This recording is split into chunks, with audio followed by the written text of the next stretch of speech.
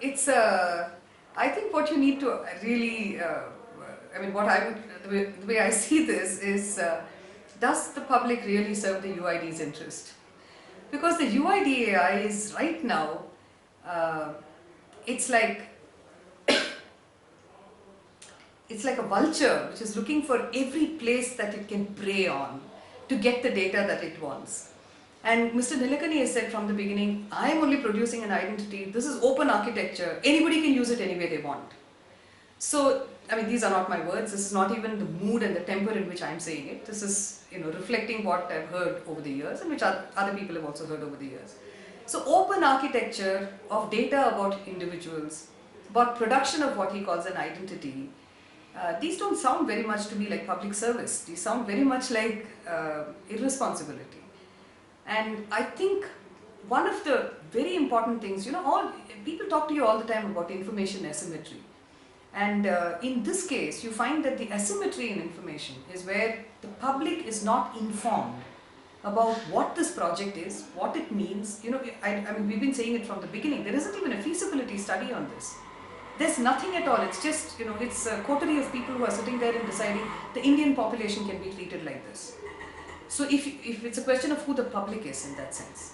So in that sense, the public doesn't know what this is supposed to do for them. What they did know was when they were told it's voluntary, you go and take it if you want. Many people didn't, because they have enough to identify themselves. They didn't need the UIDAI to come and give.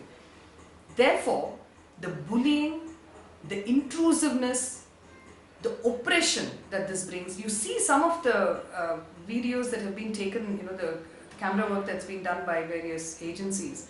There's one which we saw recently on Bombay, where at 3 o'clock in the morning the reporter goes there to see what, to see what's happening there. And these are people who are you have a child saying, no, I have to be here from 3 in the morning because I have to get my UID number. Because if I don't get it, they're telling me I can't write my 10th standard exam.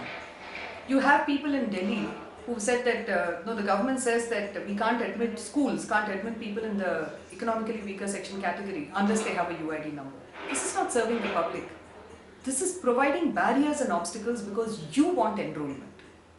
So the idea of UID as public service, where they are actually looking to become independent of all other agencies, of in producing something that will pin identities on people but not allow people to use their own identity in various ways. That's the kind of oppression the system is bringing in, and it's plain now.